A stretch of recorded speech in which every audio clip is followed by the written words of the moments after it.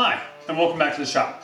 Today I want to talk to you about Flute trill keys, and specifically the trill keys themselves, and what happens when the springs fall off. How do you tell if it's the spring or the key is bent itself? Let's show you.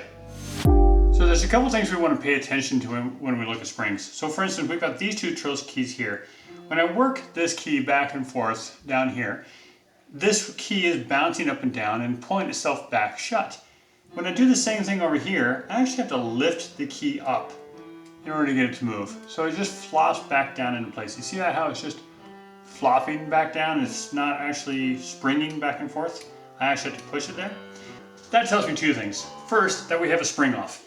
And two, that the key itself is actually working and something's not bent. If this key moves freely, we're doing okay. If it binds up, if you move it when it doesn't want to move, you put pressure on it and it's just really sluggish and hard, that means this long rod right here, there's probably something bent in it. And it happens. It's one of those places where when we grab the instrument and pick it up, it can get bent quite easily. Or if you happen to sit on your chair and some kid sits on it, well, pretty good chance that it's going to get bent up. But if you've got a key that's free like this, more than likely you've got a spring issue.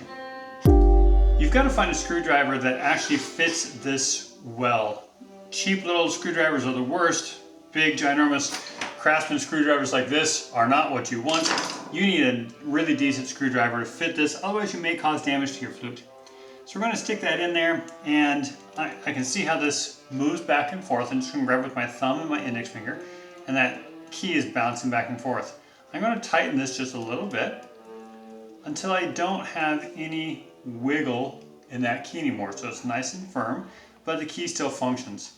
You can over tighten it to where if I really bind that down, now all of a sudden these keys are stuck and stopping. That's because that screw is in there so far, it's actually causing the post to bend and the key to be squished, and you can actually see a little bit of a gap between the key and the post right here.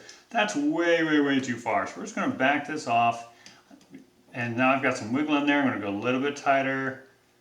I'm going to get that to where it's firm, bouncing up and down here, but still moves really freely. Depending on your flute, you're going to have springs in one of two places. Like this particular flute has two springs, so I'm up here at the head joint. This is where the head joint fits in. You have two springs coming off of this post. So you can see the 1, 2 spring underneath there. And there's no spring off of this post down here. There's the springs for these keys, but nothing for the trill keys over here.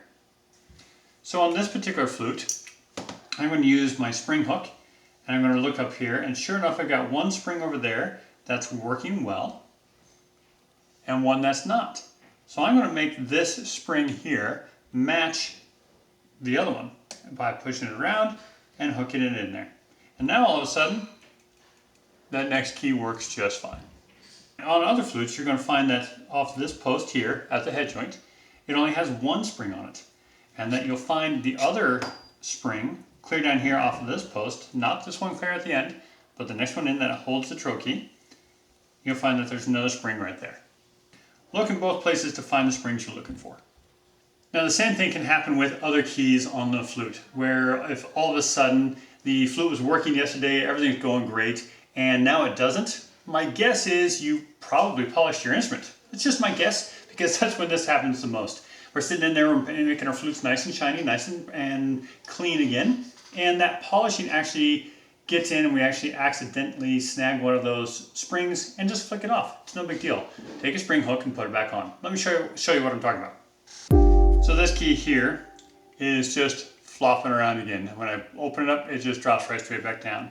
And if I look really close, in underneath that key, there's a spring. And sure enough, it's off. So all I'm going to do is come in here, snag it back in there, and suddenly that key is working again and I'm back to playing. Now, if you don't have a fancy spring hook, no big deal. Grab yourself a number 2 pencil and flatten the edge of it. You can either sharpen it that way, or for me, when I'm in places, I just break the tip of it off, throw this away, and now I've got this nice flat edge here that I can come in and use to take springs on and off, and it's easy to hold. I hope this is helpful for you. springs are no big deal, but it is what causes the most stress because again, it almost always happens right before a concert when you're polishing your instrument and trying to make it look good for the concert. No big deal, you just took a spring off. Find a pencil or a spring hook, find that spring that came off and stick it back on there and you're back in business. I hope this helps. If you have any questions, feel free to reach out and ask. We'll see you soon.